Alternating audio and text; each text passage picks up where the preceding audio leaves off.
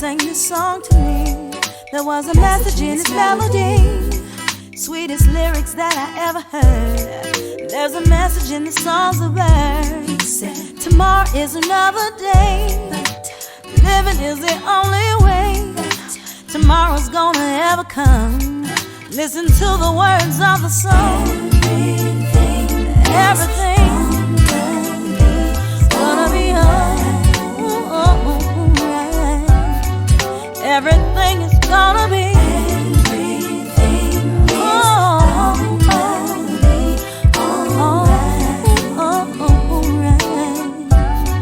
Greetings and welcome to A Sip of Inspiration.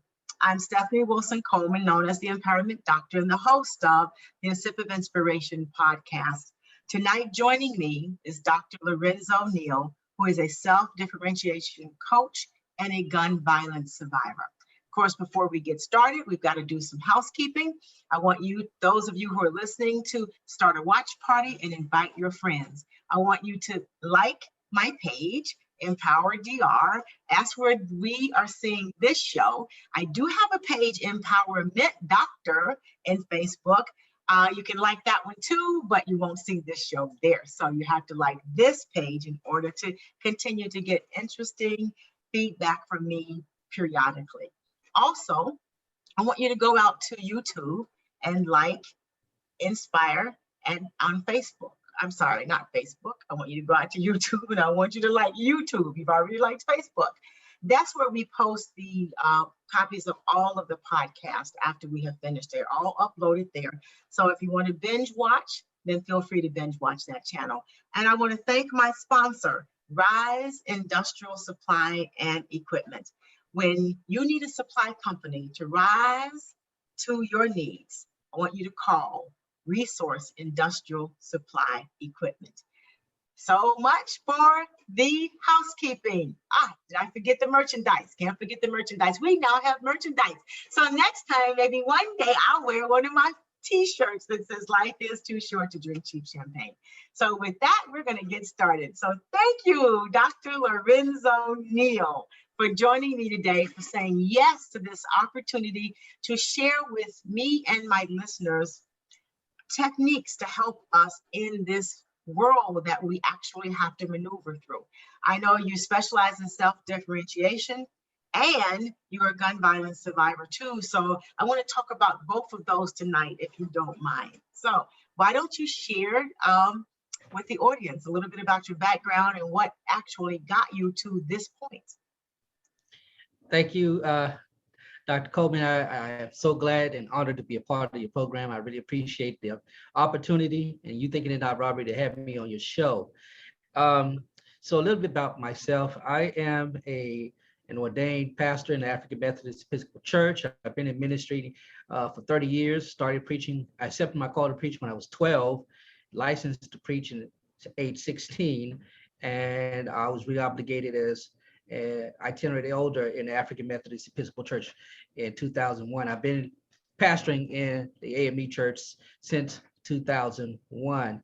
So the Lord has been blessing. I was an educator and a school administrator, and now I'm a full-time pastor. And in doing so, and being a full-time pastor, you come across a lot of issues, a lot of things that involves the community.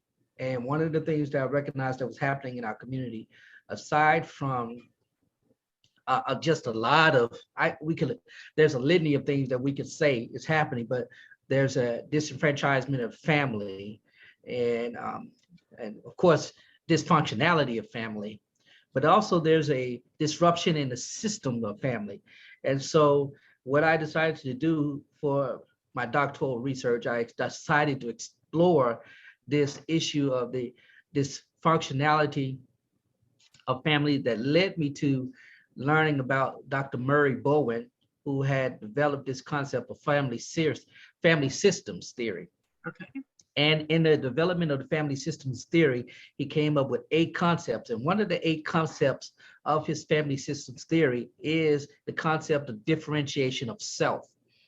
And differentiation of self has become one of the most well-known concepts of all of his concepts that deal with family systems. And differentiation of self is basically an individual recognizing the emotional process that they experience. So in essence, it's knowing when you're feeling negative emotions and knowing how not to react negatively to those negative emotions. In other words, it's similar to emotional intelligence. You know how you feel, and you have the opportunity to engage yourself so that how you feel does not result in a negative interaction with another individual. And so it deals with personal relationships, interpersonal relationships. And there are other concepts that are involved in that that helps people understand that, you know, emotional reactivity, how you react to individuals, how fused you are with other people. In other words, how much you think about other people thinking about you. Okay. And the concept of, there's a concept of emotional cutoff. You know, we hear that now in the social media, in the world of social media. It's just called blocking. You know, I'm gonna block you, I'm gonna delete you, I'm gonna do all of this. But in the world of family systems, it's called emotional cutoff. We're just going to cut you off emotionally and hopefully never have to deal with you. And then there's the last concept of self-differentiation, which is I position. How do I see myself? Aside from what other people view me, how do I really see myself? And that is a little bit of the emotional intelligence component of it. And so I did my doctoral research in that, wrote a paper, but I did it also from an organizational perspective regarding clergy. Being that I'm part of the AME Church, I want to see how well self-differentiated clergy can be in regards to their ministry, and how is there a correlation between what they do, how emotionally intelligent they are, how self-differentiated they are, and how well motivated they are for ministry, and is their job satisfaction. Because whether people recognize it or not, being in ministry is a job, it's a vocation. And even Paul encouraged us to walk within the vocation that we have been called to. So I wanted to explore it in that capacity, and I did. And well, let's just say I got some interesting results from it. But I've learned through this this research and all of that to view the world through the lens of family of origin. Yeah, everyone has a connection of sorts. We start with our immediate family, and that's called our family of origin, our parents, our siblings, and our grandparents. But then in the broader, that's the micro system of family that we are very much well versed in for the most part. But then there's the macro that bridges out into the greater sphere of our existence, you know, our social organizations that we're, you know, social component, the organizations we're involved in, if we're in fraternities, if we're in sororities, and the church, of course, is a major component, especially in the Black community, of this, and this sense of family and systems. And then, of course, the larger and the broader macro is that of our humanity, our human family. And I believe that we are in a need right now for the idea of self-differentiation to help us cope with a lot of the really, really intense existential crises that we're facing today, not just because of the pandemic or because of the racial instability or conflict that some are saying we're experiencing, but the overall sense of the division, disillusionment, and dysfunctionality of our entire human family. Okay, so I got a couple questions. I want to go back to some of the things that I thought. So it's a process of recognizing how you're feeling and then determining how you need to act without harming or hurting others. So how would someone engage in that process? Because we don't do that automatically. Some people are really good at it, but for the most part, people just sort of have a feeling, have an idea, and then they act upon it, and then they wonder why they're getting these weird results, or getting themselves in confrontations that they didn't anticipate. Yes, so that's a wonderful question. See, self-differentiation is all about relationships, interpersonal relationships, but also intrapersonal relationship. The Okay. more aware you are of yourself, and there's a lot that there's so many authors who have written about the idea of the self, but they don't address it from the psychological perspective, as Dr. Bowen did, based on his own experience. And so when a person understands themselves, then they are better able to try to understand the other persons that they interact with. Now, the difficult part of that is understanding motivations, understanding sentiments, and all, the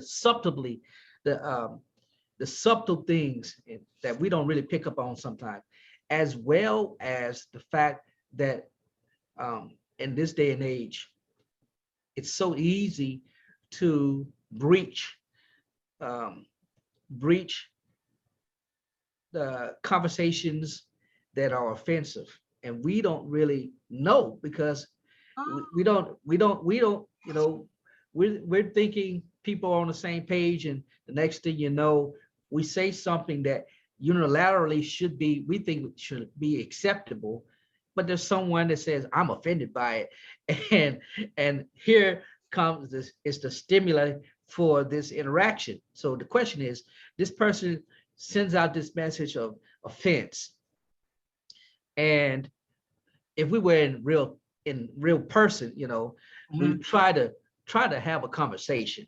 Right. But this is in this digital age, there is no conversation. It's either you respond directly, and then you get a slew of negative interactions altogether, which in turn stimulates this negative emotions that in turn stimulates further negative reaction. And so the best way a person can avert that negative interaction, even though it may come from a negative stimuli, is to first kind of be self-aware, and like, okay, this is causing me to have this emotion. Okay. This is causing me to have this emotion that is uh, stimulating this thought. And this thought is stimulating this negative um, processing, emotional process. So not only have I had something to stimulate me negatively, but I've got the thoughts that are being triggered that's further stimulating me negative. And then you add the emotion that comes in with that. And before you know it, it's flared up. So you have to be really, really aware.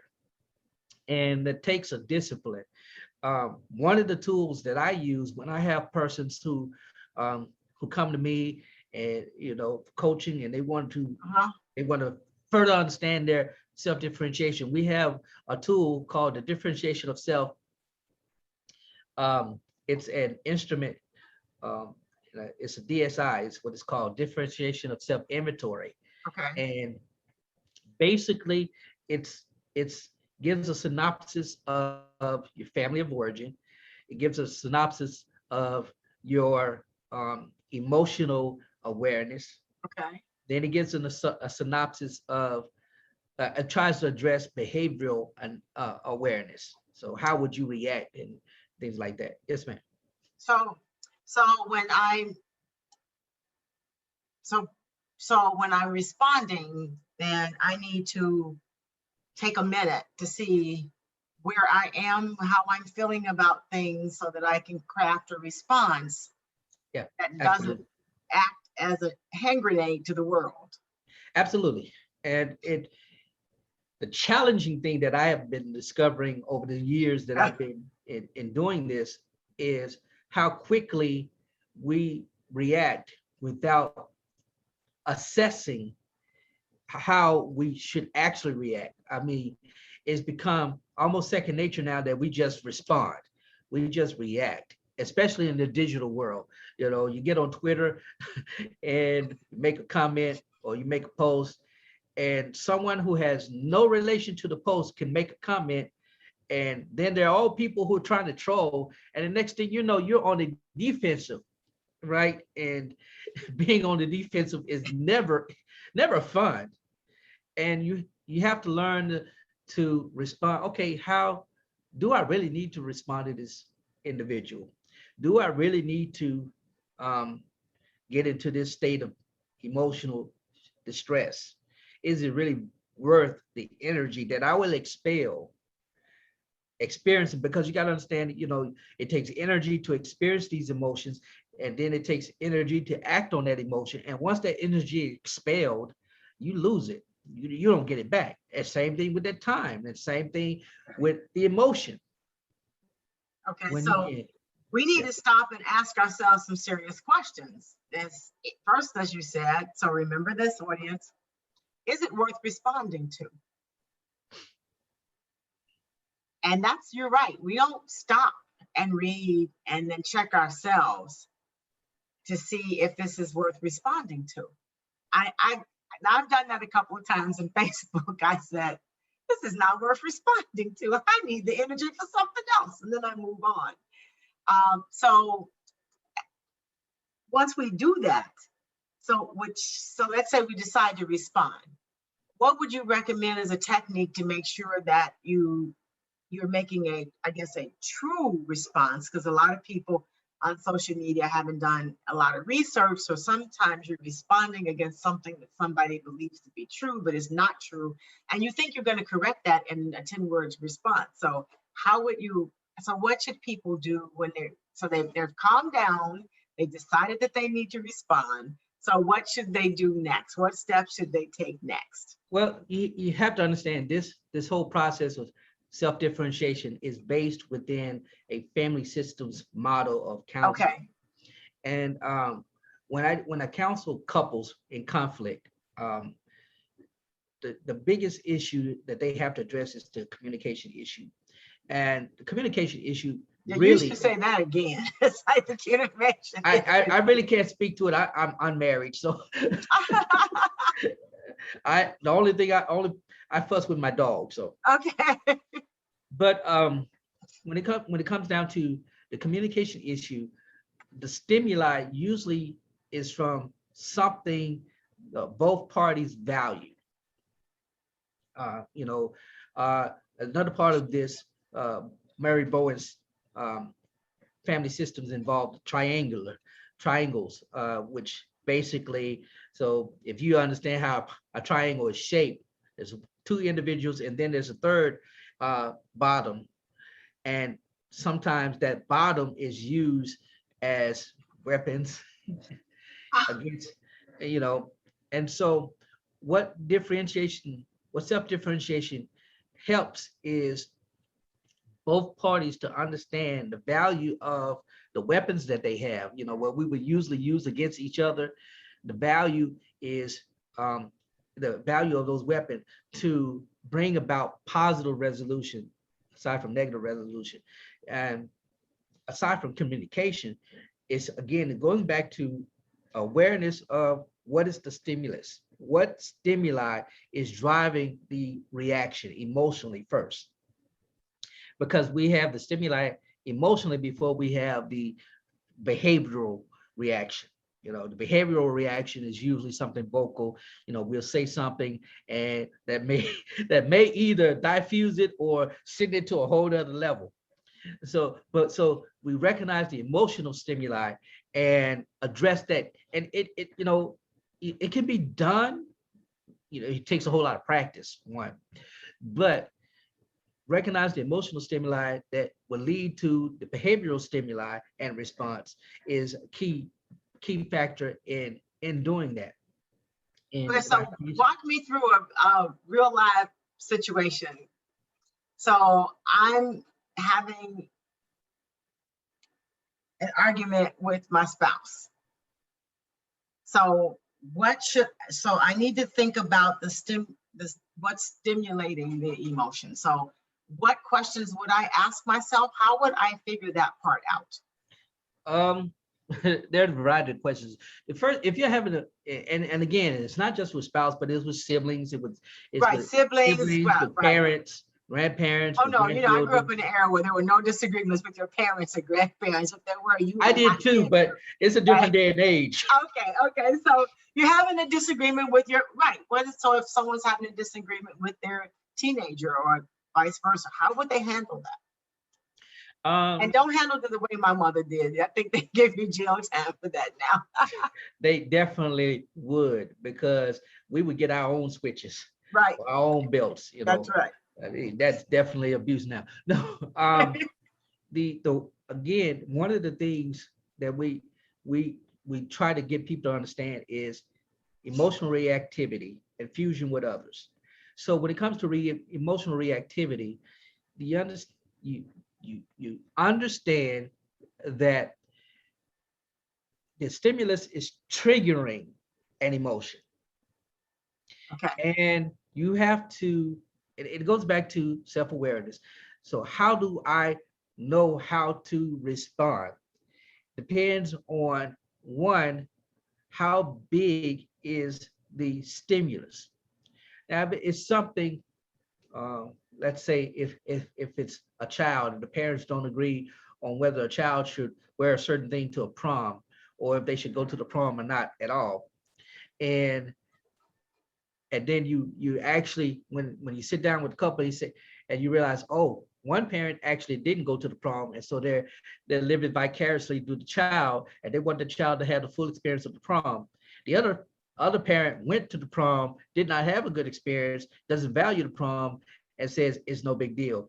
And when you're able to get to the real root of the matter, right? And then by the time you get to the root of the matter, the issue has already been dissolved, because by that time they realize, oh, it really isn't as big or as bad as we were making it out to be. Okay. And then it's the other part of that, with the emotional reactivity, there's the fusion with others. When we when we put the perspective and the opinions of others, of us, over our own self, what we think of ourselves. And this is the biggest issue in the digital age right now, and particularly in social media, where people are driven by likes, people are driven by subscriptions, people are driven by views, and that sense of being fused with others. Their entire self is basically built around how the people think of them, perceive them, and react to them. And the reactions usually are in the comments. And so, while it's easy, well, not easy, while it's more challenging and more time, to actually put in the work and the exercise to get to the root matter, it's worth it. And it doesn't happen overnight. It's a process. Self-differentiation is a process because of the work that the individual has to do. So what kinds of techniques would the individual need? What can they do to get started? Because I know it's far from an overnight process, but how do we get started? I introduce all of my clients to the world of mindfulness. Okay. And I learned about mindfulness when I was in graduate school with my second master's degree, and I realized that I was just unfocused. For one, I have adult ADHD, so my mind is all over the place. And I learned about Jack Kabat-Zinn, can't think of his name, but John Kabat-Zinn, I think that's his name. But he's the primary person who, when we think about mindfulness, he comes to the forefront. So I introduced them to this concept of mindfulness, living in the present moment, being in the present. And once they are acclimated to the idea of being in the present, well, when you're in the present, you're going to be more sensitive to where you are, how you're feeling, and all of that, because you're intentionally trying to be aware. Mindfulness brings the intensity, um, the intentionality of knowing yourself. So I introduced them to mindfulness, and then, of course, as time progresses, we bring about other interventions and techniques, things that we believe will be applicable for them individually, or as a couple collectively, or as a family also collectively, to help them better understand the emotional process. So mindfulness, I know that's a popular term that everyone's using these days. So how does someone say, so how many times a day should they practice mindfulness? How do they get into this mindful thing? Do they have to sit in the lotus position and go, so how do you accomplish this? uh, I tell them mindfulness is, that's it. It is. Okay. There is no process, and trust me, I've downloaded a whole lot of apps. I've had audio books that, and I've even recorded my own little mindful guide for myself. It's my voice. I'm listening to my voice tell me how to breathe, when to breathe, what to think, all of that stuff. And because, again, I have adult ADHD, you know, if I get it through a good 5 minutes, I'm good. No, but it's really just being still. Doesn't matter if you're in the lotus position, doesn't matter. Most times I just sit on the edge of my bed and I sit straight. And once I place my feet on the floor, that begins my process, because I want to feel what the carpet feels like on my feet for each toe. What does this toe feel like? Can I feel it? And as I place my feet down on, I place them solid. How does that feel? Can I, you know, I try to get my body to understand, okay, your feet are on the floor. How does the carpet feel? Do when you move your foot, just take a moment and move your foot and breathe at the same time. As you're breathing, think about, how did you sleep? How did you wake up? What did you feel like when you woke up? What was the first thought? And don't dwell on that. You just want to say, oh, you just want to bring it to yourself. And then you breathe again. And then you become more aware of other parts of your body as it's just a process. It just is. And while there are a lot of books and a lot of things that will tell you, you sit still, clear your head, my head is never clear. Because every thought is valuable. Now, so I allow myself to experience every thought, but at the same time, I don't allow myself to dwell on the thought, because I want to be in the present. If the moment I allow that thought to linger, I'm no longer in the present. And now that brings about a sense of anxiety. And it may be a small anxiety, but that one little sense of anxiety triggers a chain of events that will build throughout the day. And before you know, you experience a greater sense of anxiety that leads to a greater sense of distress, and that leads to a greater sense of constraint, and all of those other emotions that come with that. And before you know it, when you're before 8 o'clock, before 9 o'clock, when your first interaction happens, you're already tense. And you've probably even thought, said, I'm not going to be tense today. When I got out of bed, you probably prayed and did all that. And then the moment your first interpersonal interaction brings about negativity. And so when it comes to mindfulness, you just have to be. That's it. It's simply being in the present and being aware of all that's happening. And this is a great moment for you to understand the emotional process. Emotions just don't come up. They build over a period of time. And when I say a period of time, I'm not talking about, years, days. No, I'm talking about milliseconds, minutes is how quick it happens. And just as quick as they come, they can go. The other thing is I incorporate in this is what's called an acceptance and commitment. Accepting the fact that you will have emotions that are negative, you will experience them, allow yourself to experience those negative emotions, commit yourself to pursuing and persevering through those negative emotions, however long they last, and then commit to not reacting negatively to those negative stimuli. And it's a little more challenging, but again, it takes discipline, it takes effort. You have to be intentional about it. It's nothing that you can do that will, be like this. This is a practice. This is a process. And and it's new every day. Just like we say, God's mercies are new every day. So is this process of self-differentiation. What about journaling? But could journaling help people become more self-aware and more mindful of the moment? Actually, absolutely it can. Matter of factly, journaling is a spiritual discipline.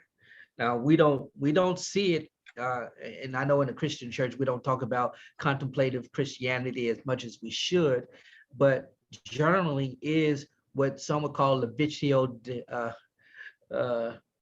divine writing, Right. Lectio Divina. And I know I just slaughtered that again. That's but okay. Journaling is that process where in the ancient days, that would be where they would write the scriptures, and as they're writing the scriptures, they'll have a metaphysical experience, and that would bring them into a greater awareness of the spiritual realm of God, creator, all of that. Journaling has the same effect. And not only has this been proven empirically through research, but it's been proven in my own personal life. Because there's a connection when you actually do manual writing. There is a connection, through the process of writing and through the process of thinking as you write. And so that is a wonderful means of being aware, because you have to slow down. I know a lot of these kids these days, I still write in cursive, and there's it's just a wonderful thing. And journaling is a means of bringing awareness to the self. Yes, I do journal too. So I love to journal. Sometimes I write down my emotions as they come up, what I'm feeling. You'd be surprised what's happening in that thought process. I have so many unfinished journals because I've been gifted so many, and I purchased some, and sometimes I will write in one just for a month, and then I get another one and I write in that for maybe a year. And I have one that specifically deals with emotional processing. So not only am I writing about what I've experienced during the day and all of that, but it also at the bottom, it has, what is your mood on a scale of 1 to 10? So I could, circle the number. Well, today, right now, as I'm writing, I'm a 7 or I'm a 3. And then after you circle, what is your mood, rate your mood, it asks, how are you really feeling? What are you feeling? And you get to write that down. And for me, as I reflect, sometimes I do it in the morning, sometimes I do it at night, but particularly with the night when I do it, I have a greater sense of appreciation as I write. But then as I really reflect on, man, I just rated my day as a 6. And I put down not as fulfilled as I hope. And then now I can go back and really reprocess not just my day, but what were my interactions like, and what were my reactions and responses to those interactions. And again, it makes me more intentional, and it helps, especially if I'm journaling at night. It helps me not to go to sleep with all that stuff in my head and makes me restless. What about keeping a gratitude journal? Does that help you? Same. Oh yes, same effect. Matter of fact, a gratitude journal is probably better. And I would add the same thing. Rating system on a scale of 1 to 10, or a scale of 1 to 15, or whatever your personal rating system would be, to help emphasize that sense of gratitude and place your soul, your mind, your spirit in an ease to where the next day you're like, okay, I can do better than I did yesterday. Fantastic. We're gonna switch subjects a little bit and see if we can get the two together. And as I know, one of your specialties is gun violence survivor advocacy. So tell us about that, Yeah, and if you let me don't mind. clarify, but how we use the term survivor. I'm part of the Everytown for Gun Safety Survivor Network, and we have a very broad definition of the word survivor. In my case, I have been personally impacted by gun violence. I lost my 25-year-old mother, Sharon Neal, in 1980 to an act of domestic violence that involved a gun. She was only 25 years old. She left behind 4 boys. Um, so in that sense, having lost a loved one and being directly impacted by gun violence, I identify as a survivor. And I serve in the capacity as a senior survivor fellow. And in that capacity, I travel across the country sharing the story of how I've been personally impacted by gun violence. So in 1980, I lost my mother to gun violence. In 2008, I lost one of my students. I was a band director at the time, 14-year-old, 8th grader, saxophone player, had nice little dreads, funny little guy.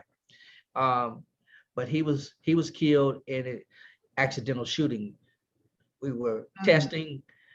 They got home and playing with the gun, and one of his friends, another student, also of mine, um, shot him, and he succumbed to that.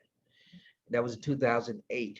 And then in 2016, I lost my 18-year-old nephew, Kevin Neal Jr., to a senseless act of gun violence.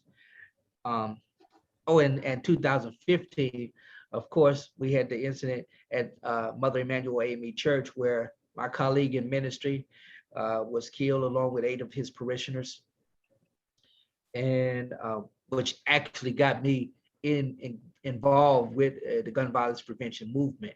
When Reverend Pinckney was killed, we mobilized as the AME Church to address this issue seriously. And that's how I got involved. And I remain involved because um, unfortunately, we're seeing what some would consider a rise in gun violence. I would argue that it's not a rise, it's been happening. We're just seeing greater exposure Right. to it.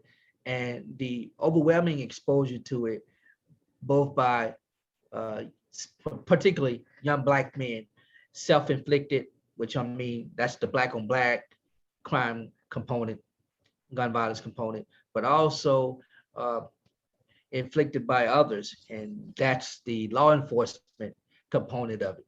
And whether it's Black or white, there is an epidemic of gun violence that has to be addressed.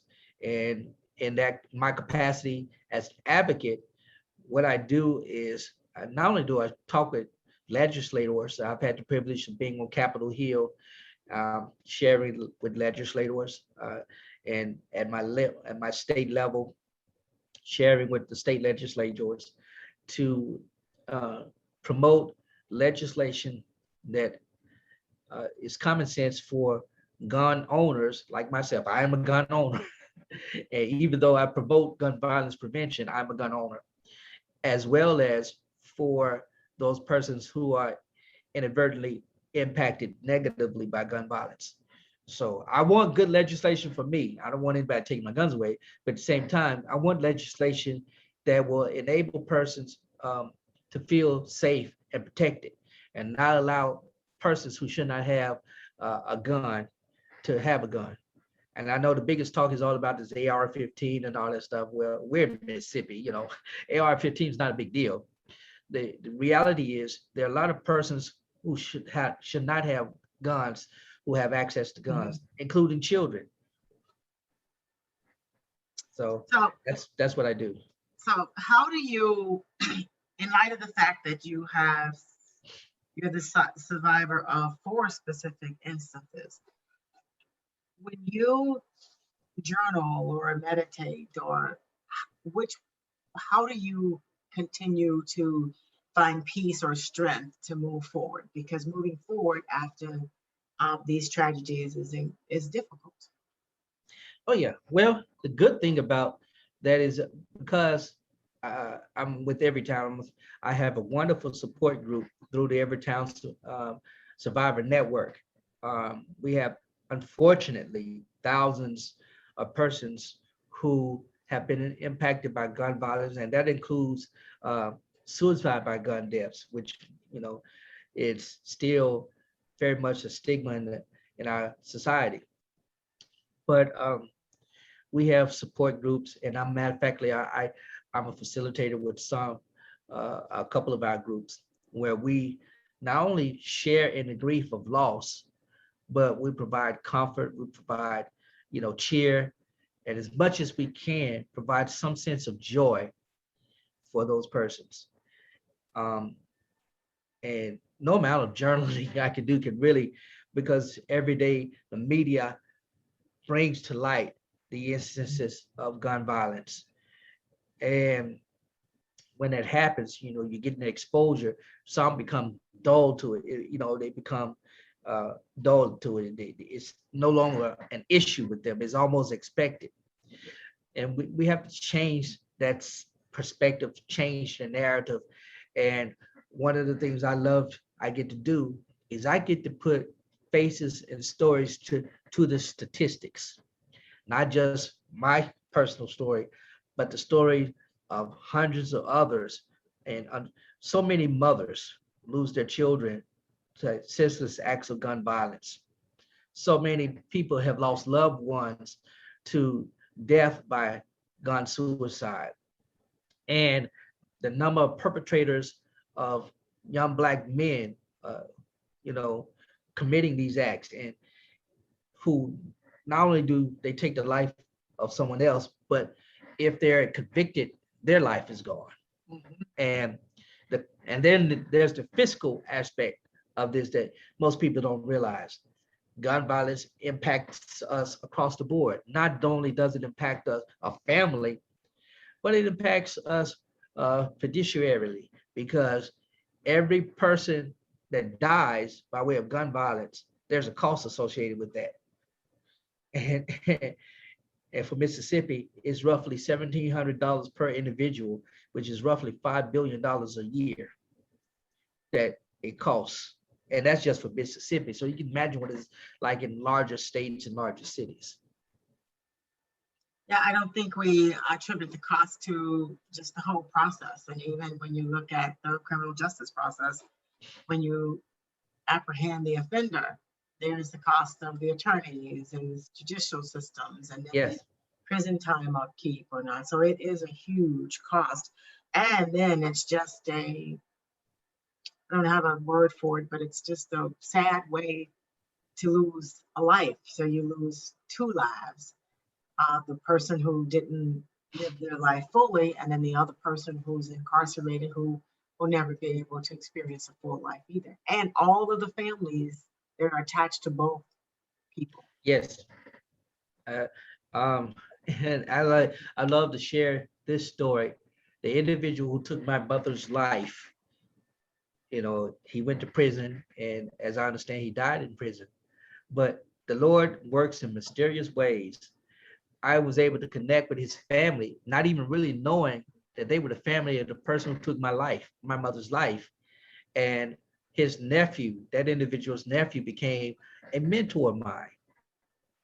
And when our families finally connected and I finally learned the truth of this family, I was like, you mean y'all were loving towards me, knowing what your relative did, and reconciling his act, and realizing that his act was not reflective of your family and your life and your love of God and all of that. And it's just wonderful how the Lord can take tragedy. And for those who may not be spiritual, I apologize if I'm using language that may be offensive, but the way if you were allowed to use the word, the universe, brings about reconciliation.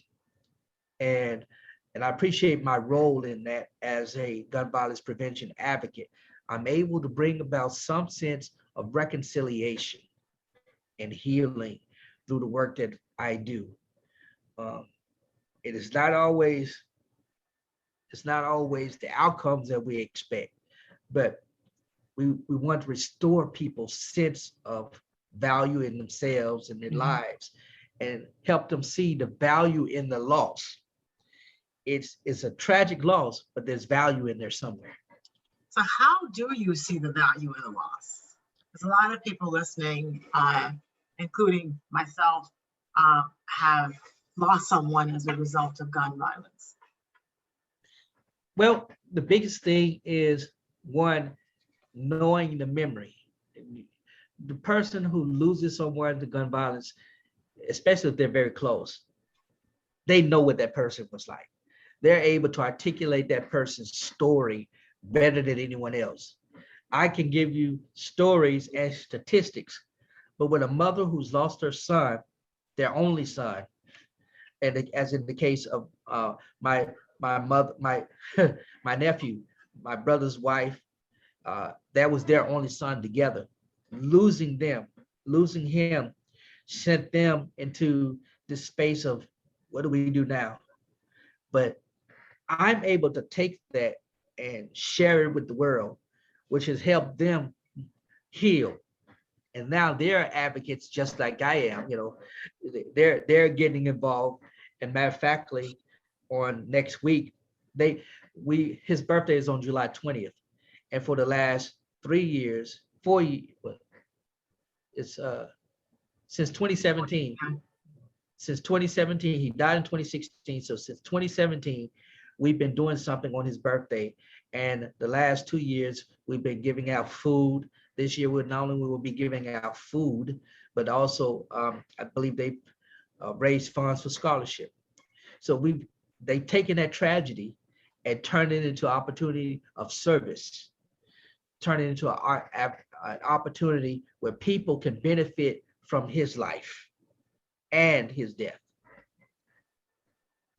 Yeah, that is a great idea for others to try too, because it does help keep the memory alive, and it does allow you to continue to share that memory. And his friends, when they come, they party. It's a big party.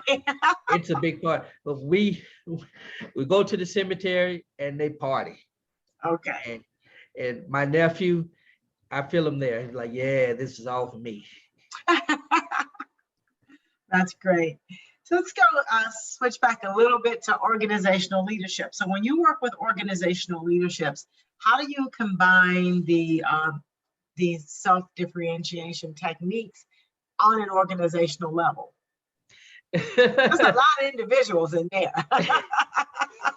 Yeah, it is quite challenging, but one is hard. Particularly, let me speak specifically for the church, in the organized church, the institutional church, helping the clergy in the church understand the need for them to be self-differentiation or highly self-differentiated is a valuable asset for them to better serve the people that they are called to serve. So one of the things that I introduced to them, of course, I explained, say, hey, the church is nothing but a big family. We like saying it all the time. We're one big family, blah, blah, blah, yada, yada, yada. We use that language. But I put it in practice. I said, if the church is one big family, and as a pastor, you're the head of household, okay? You're the head of household.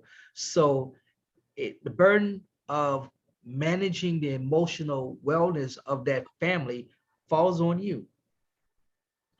And if you don't want any conflict, and for my good Baptist brothers and sisters, if you don't want to be voted out the church, the best way to understand the health of the church is to understand the health of yourself. The best way to understand the emotional health of the church is to understand your emotional health. So what I discovered is that a lot of clergy have never really addressed their emotional self, and I'm guilty of it. We do funerals, we do weddings, we're emotionally detached because we have been conditioned to do so, except when it comes to getting the plate. We're gonna be the first one to get the big plate. Okay. Okay. We're gonna eat good. We're gonna come to your house, we're gonna pray for you. You give us the gold plate, we're gonna eat good, but we're still emotionally detached because we've been conditioned to differentiate our work self ministry from our personal self. What I say and what I've been trying to train clergy to do is integrate it. Is, not integrated to the point where one is more dominant over the other, but integrated to the point where there's a cohesiveness, that there's some type of symbiotic understanding that within this body of the family of the church or the organization, whatever the organization may be, there is an interpersonal and intrapersonal correlation to it. And it's okay to address both. We'd like to address the interpersonal when there's fights in the church, when there's division in the church, but we over spiritualize it, and it never really comes to any type of cohesive resolution. Well, when the person leadership is highly self-differentiated, they're aware, their understanding of emotional reactivity, their understanding of fusion with others, their understanding of the emotional cutoff and the I position, those four components of self-differentiation, then they're more likely to better engage individuals and better engage corporately, collectively. They So may not make. can Go you ahead. I'm sorry. share an example of a success story and change the names to protect the innocent? Well, I'm a success story. As I was doing this research, I was implementing it in my own organization. I When I began to be more self-aware, I became more relational. Uh, you know, and as I became more relational, I became more authentic. And as I became more authentic, I became more loving. Ah, And as I became more loving, well, that kind of just uh, trickled down to the congregation. So there's still minor conflict, but it's been a long time since I had a business meeting where folk were just arguing. okay. It's a very long time since I had that. But for the most part, it's this sense of understanding the self. And by the self, I'm not talking about self-esteem. I'm not talking about self-perspective. I'm talking about just the emotional construct of the self. Okay. That's it. Understanding the emotional construct of the self, then you're able to have better interpersonal relationships across the board. That doesn't mean that everybody gonna like you. No way. I'm not saying that a highly self-differentiated person is a highly liked person. No, but a highly self-differentiated person is a more valuable asset to their family of origin or to the collective organization that they're part of.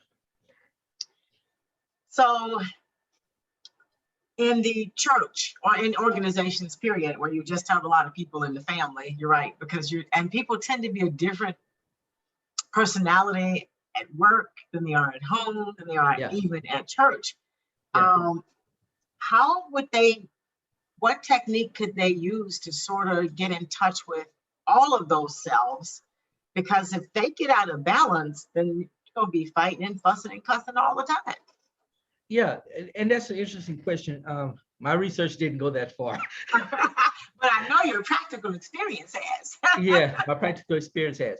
The in essence, like I said, you want to find that sense of balance.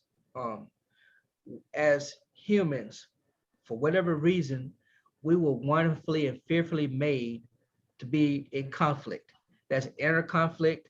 As Paul writes in Galatians chapter 5, there's that war between ourselves within. And then there's the external concept of conflict. I think the hymn writer Charles Wesley wrote it in one of his hymns, and are we yet alive, see each other's face. he writes in the stanza that says, "Fightings without and fears within is what's expected of us since we've assembled last. We've experienced this fightings without, and that means outside, Okay. and fears within, and that's the internal, just from our last meeting. So we seen that every year in the AME Church at annual conferences and stuff like that. But on a day-to-day basis, those are what we wrestle with. We were created in conflict. And although we were created in if you ascribe to the biblical understanding of that, Okay. yeah, we were created in conflict. But the conflict is so wonderful that it creates this sense of symmetry that we don't fully understand until we're experiencing it. And when we're experiencing it, we can't articulate it because we're experiencing it. There's no language, there's no words for us to say, but we know that we are experiencing this symmetry. And that's collective. We see it, let me put it this way. After 9/11, we saw that symmetry happen. Everybody was on the same page. For whatever reason, if you weren't a patriot, you were singing, "And I'm proud to be an American." Right. You were singing that.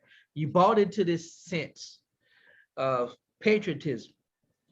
And contrast that more lately with the Black Lives Matter movement, particularly last year after George Floyd. Great number of people were on the same page. We were experiencing a collective symmetry. We could not articulate it. Even some of my most conservative white friends couldn't articulate how they were finally in alignment with what some Black people were experiencing emotionally, having seen these incidents of law enforcement involved shootings. And they finally got it. And for that one moment, we were all in symmetry. And then, of course, politics got into it. And, all of the other aspects of it. But when we experience that symmetry, and you won't find it in the Bible, but I like the way the hymn writer said, "When peace like a river, it comes my soul, it is well." And it's just that sense, that collective sense, that individual sense of I'm experiencing this conflict internally and externally, but then eventually I know it's synthesized in a way that lines me up with the intentionality of the creator. When whatever the intentionality of the creator is for that particular purpose at that moment, it births in me, though it may be a chaotic birth, it births in me what is necessary for me to exist in a healing, helpful, and healthy way. So we are out of time, and I want to thank you for that. I want to thank you for sharing all of your insight on today's show. And for those of you who are listening, Dr. Lorenzo Neal can be shared at, what's your website address, please?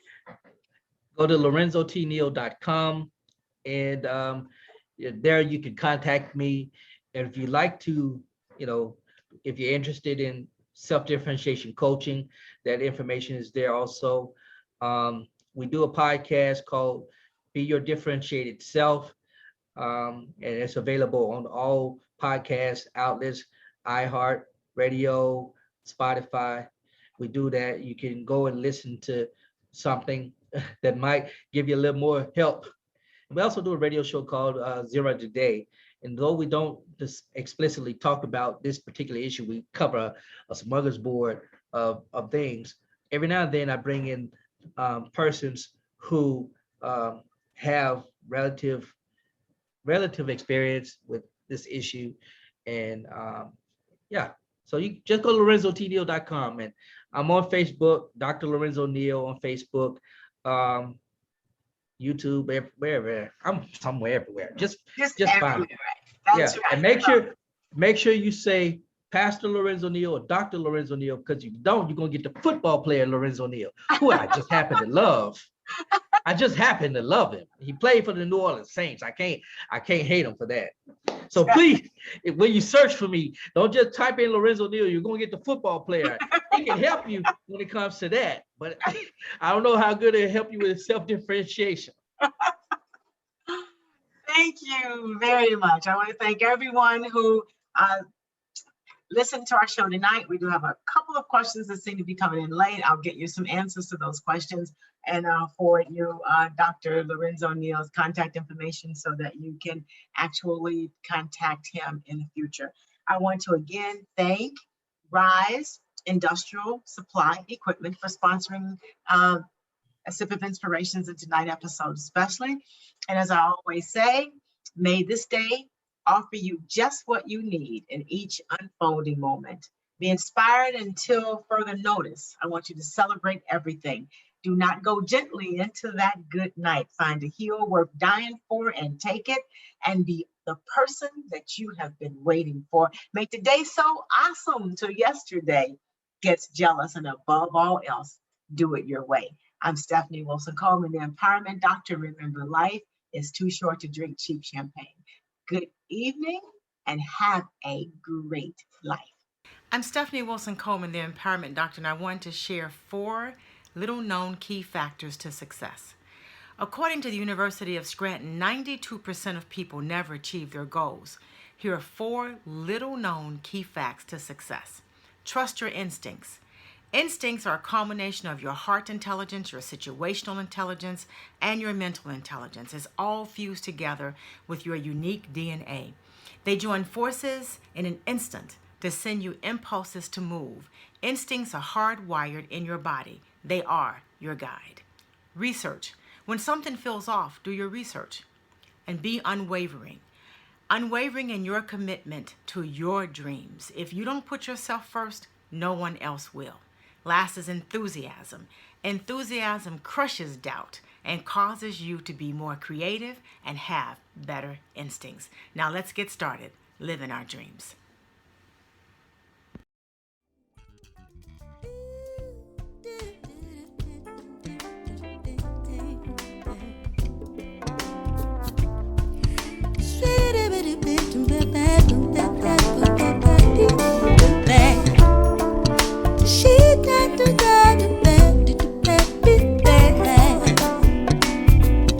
But life's too short to drink cheap champagne, so I decided to buy me